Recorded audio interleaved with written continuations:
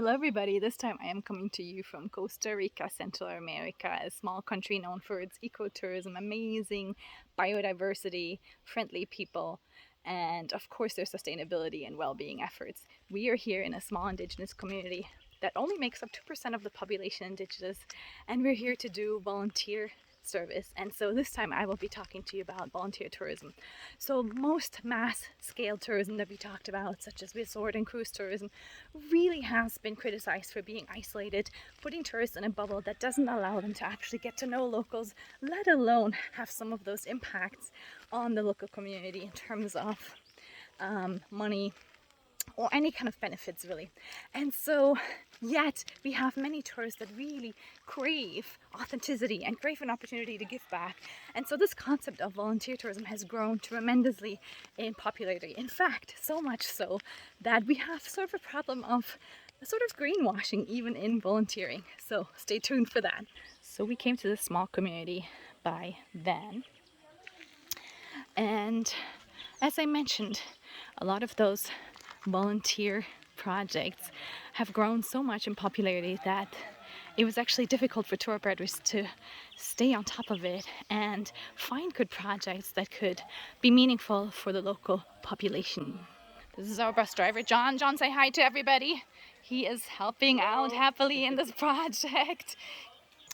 And so why are these operators taking shortcuts? What is going on here? They're taking shortcuts because, like I said, volunteer tourism grew so much in popularity, so many people wanted to do it, that tour operators just purely did not have the local contacts nor the amount of projects to fill this need. And so they ended up taking shortcuts in terms of maybe doing the same project over and over, maybe not really working with the right people in terms of finding a project that really meant something for the local community, putting the needs of the tourists over the needs of the local community. So picking a project that maybe the tourists can feel good about, but actually it doesn't really make any difference for the community. So in this case, this project was chosen by the local community association. You can see some of our students here burnishing and sandpapering furniture for the class. They are painting the inside and the outside of the school. We already put the first layer on, now drying.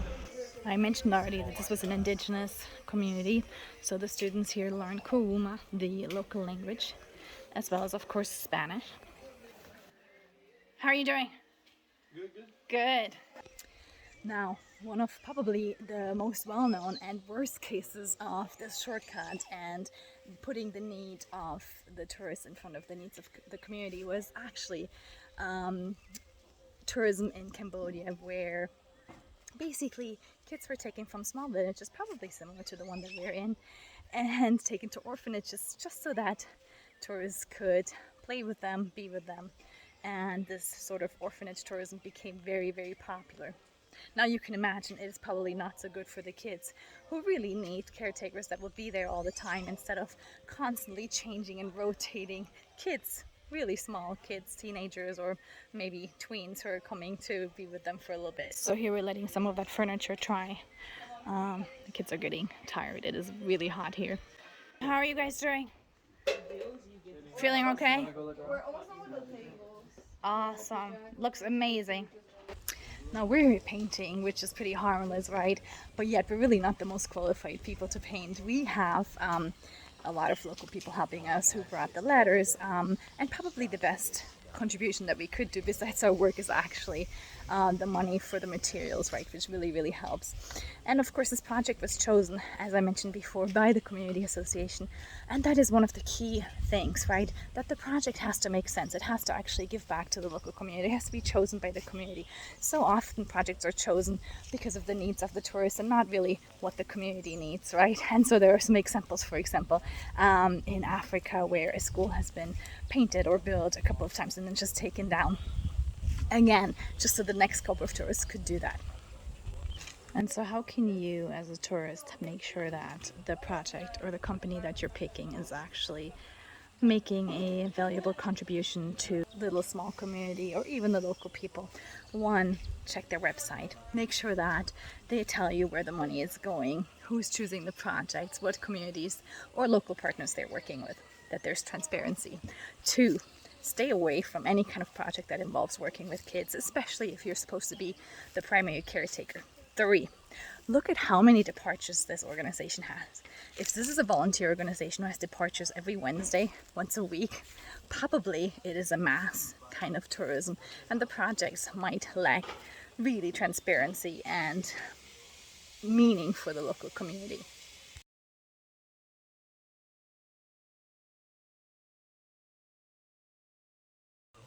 And really ask how much of your money and your time and your energy is actually staying in the community, right? So often these operators work with sort of other operators, and in the end not much of what you're doing or donating is actually going back, right, to the community.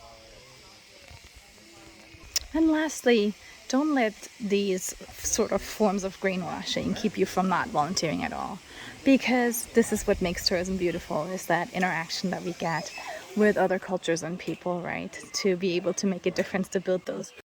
We're here in the Escuela Viento Fresco in the indigenous community.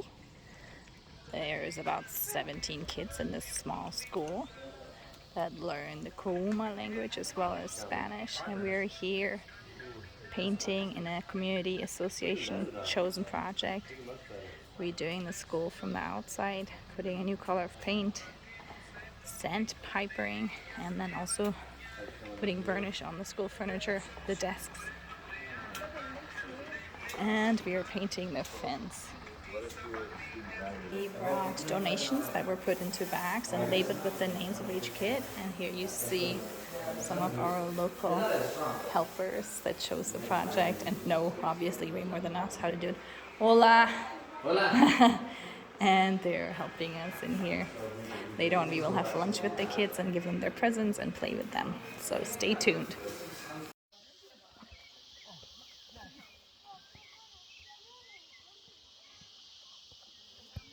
Esa gente pierde y se quedan en el miedo. En el miedo. Medio. Y entonces, yo me voy a cerrar los ojos y voy a contar hasta 15 segundos, ¿ok? En esos 15 segundos usted puede meterse en cualquier esquina. En esa, en ella, en ella. Oh, You, everybody? Yeah, everybody, let's go. All right. Woo! Entonces yo voy a leer 2, 3, 4, 5, 6, 7, 8, 9.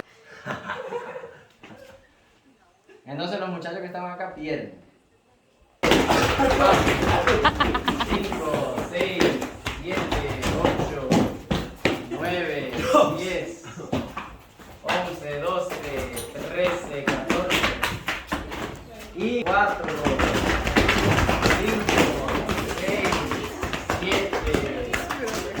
8, 9, 10. Simón dice tócate las rodillas. Simón dice tócate los pies.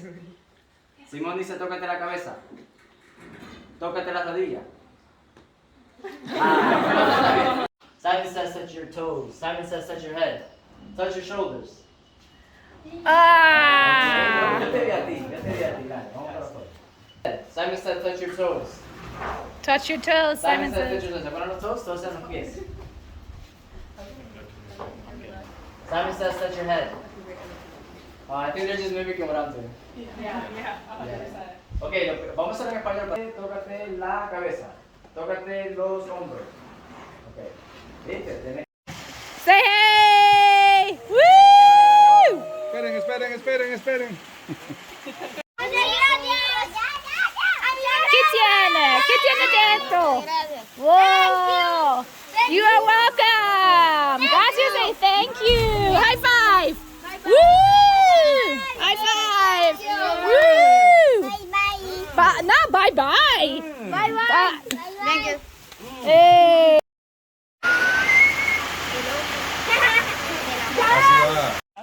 Muchísimas gracias. Nada, entonces también todos los chicos tienen bolsas para cada niño individual y esto es nada más lo general que no vimos aún cómo dividirlo. Entonces, como...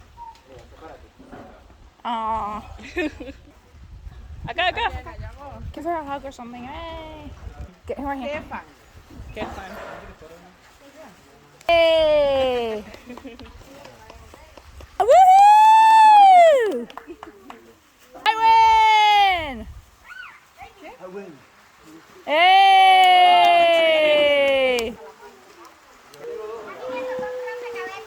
So that's all for now. Ciao, ciao from Costa Rica. Pura vida. Until next time.